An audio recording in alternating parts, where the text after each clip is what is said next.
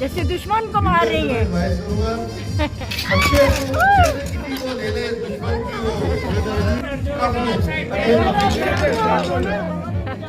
कोई बात नहीं।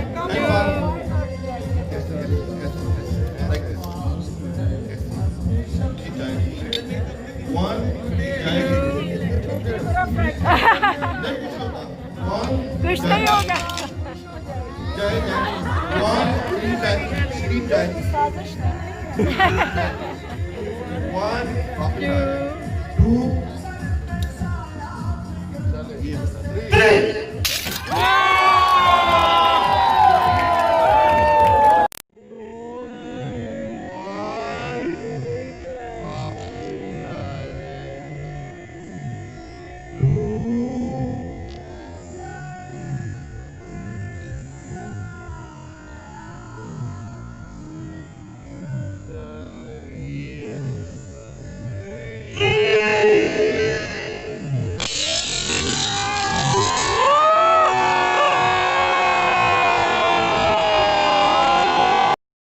हुकूमत घर जा रही है, हुकूमत कहीं नहीं जा रही। अलबत्ता मरियम नवाज ज़मानत पे हैं और ज़मानत खारिज होने के बाद वो जेल जा रही हैं। चूहे कितने जाएंगे?